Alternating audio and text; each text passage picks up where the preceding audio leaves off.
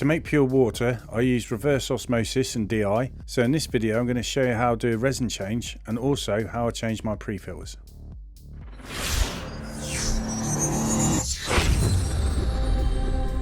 Hi there, my name's Rob. I'm a window cleaner. I make videos about window cleaning and the services that I provide, like clearing out gutters or cleaning fascia soffits and gutters. To help me grow my channel, I'd love it if you'd subscribe to the channel and hit the bell icon to keep notified of any new content. And if you like the video, why not give us a like or leave any comments below or any feedback, and I'll get back to you as soon as I can. What you see here is a DI vessel, which is 11 litres. And what I've got to do is undo the clamp which attaches the DI system to me reverse osmosis. This makes it easier for me to move it out of the way and empty the resin. On my system, I have to remove these red tabs so that I can remove the fittings of the pipe work from the DI vessel. And as I have two of these, I have to repeat exactly the same on the opposite side. Now I'm going to move the DI vessel to a better working area where I can empty the resin. Inside the DI vessel and at the top there's an important part called the diffuser. This has got to be removed, so you need to be careful how you do this in order not to break it. So once removed, be careful where you place it so it doesn't fall over and break. So make sure it goes somewhere safe.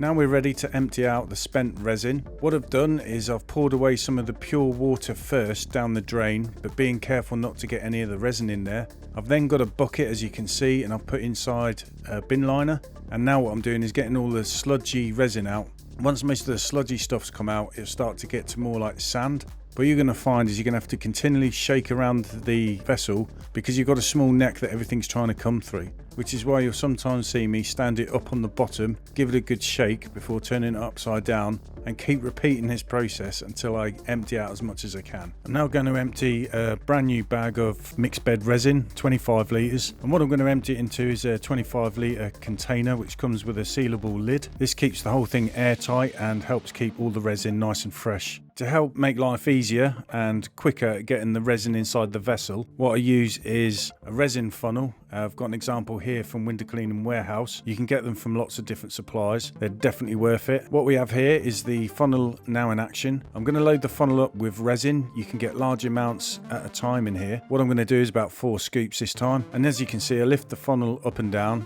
and this is going to make the resin drop through into the vessel, and it just stops me spilling resin everywhere. I repeat this process until I get the resin level just about here indicated by my hand. I find if I get the resin any higher than that, it's extremely hard to get the diffuser fitted back inside the vessel.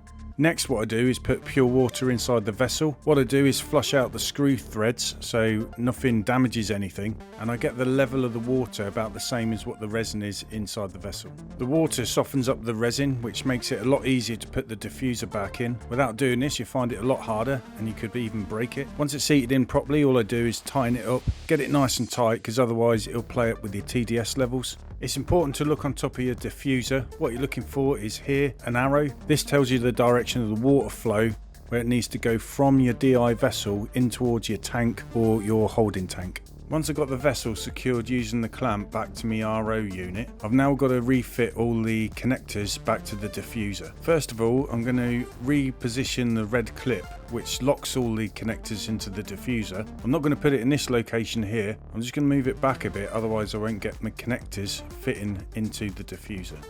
I'm now going to put the pipe fitting back into the diffuser. I'm going to put it in the housing. Once I've got it in position, I need to push in and twist and turn until I get it fitted all the way fully home. Once I've done this, I'll be able to position the red clip all the way across, which will secure it and lock it in position. It's recommended that you change your pre-filters every 3 to 4 months. To do this, I have to press this red button located here. And what this does is it just makes life easier to remove the canister. But be aware the canister itself will be full of water, so it will weigh a bit heavier than what you expect. Once we've removed the cartridge, all we need to do is pour out the water. Once all the water's been removed, we can then take out the carbon filter, or in this case, the paper filter. Here you can see a comparison between the old paper filter and the new. The one on the left has been in for about 3 months, and the one on the right is as it was brand new. What I'm doing now is refitting a new paper filter into the canister so that I can now refit the canister back to my water filter. I'm going to do exactly the same with the carbon filter. Here you can see a comparison. The one on the left is the carbon filter after 3 months. The one on the right is the new one that I'm going to fit. If you like the video, why not give us a thumbs up? If you've got any questions, then please put them in the comments below and I'll get back to you. If you're new here, why not consider subscribing to the channel, hitting the bell icon to stay notified of any new videos. Look forward to seeing the next video. Bye for now.